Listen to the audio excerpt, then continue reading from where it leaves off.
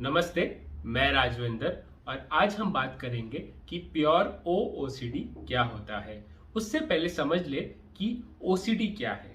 OCD का full form होता है ऑब्सेसिव कंपल्सिव डिसऑर्डर। जैसे कि नाम में इसके दो पार्ट्स है, एक है ऑब्सेसिव ऑब्सेशंस और कंपल्शंस।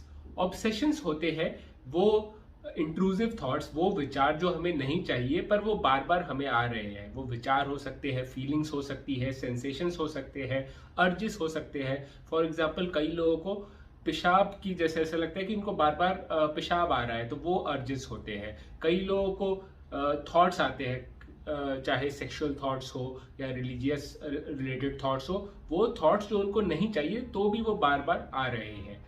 उसके बाद उन थॉट्स के आने के बाद उनको होती है एंजाइटी, घबराहट, चिंता।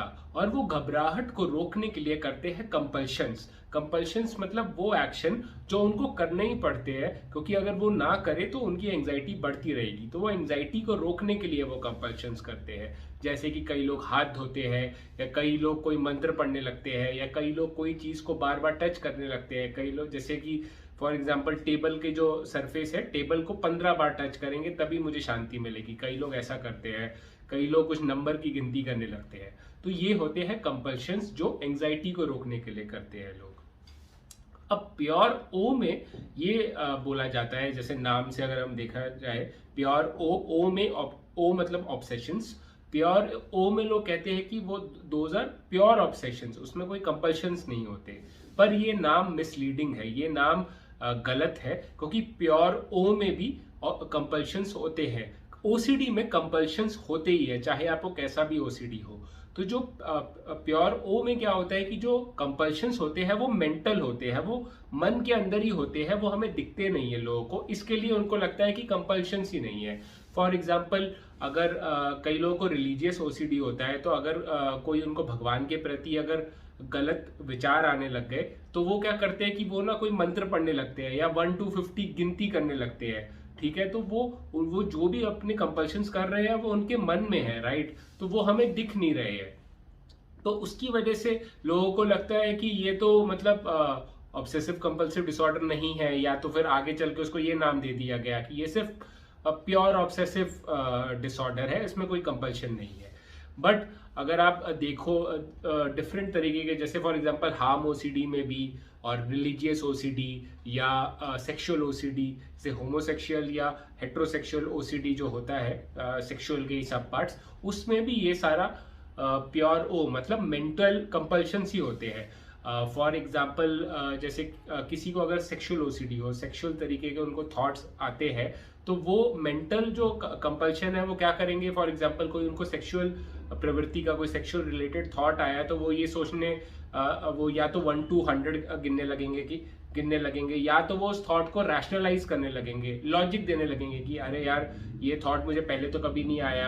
या फॉर एग्जाम्पल जैसे होमोसेक्सुअल ओसीडी होता है, जिसमें स्ट्रेट लोगों को गे वाले थॉट्स आने लगते हैं, उनको लगता है कि मैं गे बन गया हूँ। तो उनको अगर कोई थॉट आता है सेक्स रिलेटेड, तो वो अपने आप से ये लॉजिक देने लगते हैं, नहीं यार मैंने तो मतलब जब पहले मैं किसी लड़की को देखा था तो मैंने मतलब लड़की को अट्रैक्ट हुआ था। या वो सोचेंगे कि नहीं, मैं तो पहले लड़कियों के साथ ही मतलब मैंने सेक्सुअल रिलेशनशिप रखे हैं। या वो ऐसे अपने आप को लॉजिक देने लगेंगे, वो भी एक मेंटल कंपल्शन है।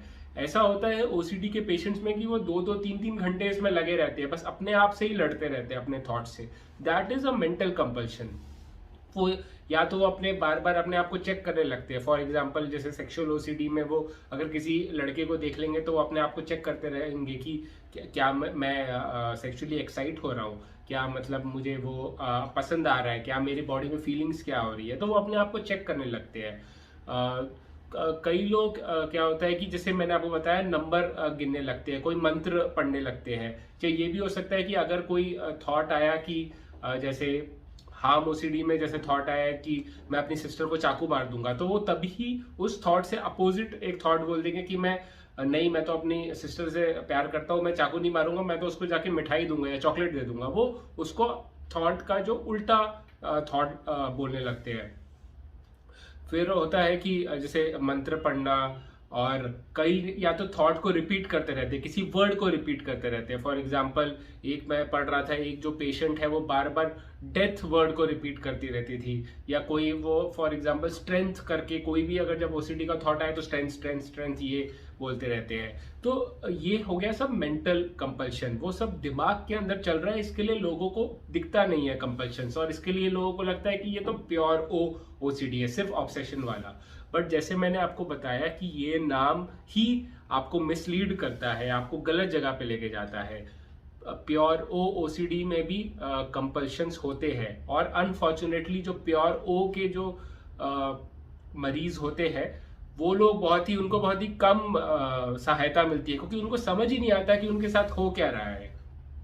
तो बहुत ज़रूरी है कि प्योर ओ के जो पेशेंट्स हैं, अगर आपको प्योर ओ है या आप किसी के जानने वाले को प्योर ओ ओसीडी है, मतलब वो मेंटल कंपल्शंस कर रहे हैं, अपने कंपल्शंस मन के अंदर ही कर रहे हैं, तो आप प्लीज़ उनको डॉक्टर के पास लेके जाइए, थेरेपिस्ट के पास लेके जाइए, या अगर आप घर में बैठे हुए थेरेपी सीखना चाहते हैं तो आप मेरे ERP या एक्ट थेरेपी के वीडियोस देख सकते हैं। ये दोनों जो थेरेपीज है वो प्योर ओ में भी काफ़ी अच्छी तरह से यूज़ होती है। जो सारी थेरेपीज है ERP एक्ट, वो प्योर ओ ओसीडी और जो एक्सटर्नल कंपल्शन वाले ओसीडी दोनों के लिए ही कारगर है। ऐसा नहीं है कि प्योर ओ ओसीडी का कोई और ट्रीटमेंट होता है। और चाहे आपको कैसे भी प्रकार के थॉट्स आ रहे हो, रिलीजन के, सेक्सुअल, या चाहे हार्म ओसीडी, कंटामिनेशन ओसीडी, चाहे कुछ भी हो, उसका जो बेसिकली ट्रीटमेंट है वो सेम ये दोनों थेरेपीज ही है, ERP और एक्ट। आप साथ में आप मेडिसिन भी ले सकते हैं। अगर आप डॉक्टर के पास गए, जैसे मैं डॉक्टर के पास जा रहे हो, तो डॉक्टर आपको प्रिस्क्राइब कर सकता है। SSRI क्लास ऑफ मेडिसिन होती है, जैसे पैक्सिल हो गई, प्रोजैक हो गई, वो आपको डॉक्टर देंगे। तो ये आप आशा करता हूँ कि आप समझ गए होंगे कि प्योर ओ ओसीडी क्या है। प्योर ओ ओसीडी में भी कंपल्शंस होते हैं, और वो मेंटल कंपल्शंस होते हैं। आप मेंटल रिचुअल्स करते हो, आप जो एंजाइटी को दबाने के लिए आपने अपने माइंड के अंदर ही आप कुछ ना कुछ कोशिश, जो कंपल्शन है वो करते हैं। तो आई होप आपको ये प्योर ओ ओसीडी समझ में आ गया होगा, और आप प्लीज़ थेरेपीज और मेडिकेशन लीजिए। आप मेरी वीडियोस देखिए थेरेपीज की, वो आपको ज़रूर हेल्प करेंगे। Thank you for watching my video till the end. Keep fighting.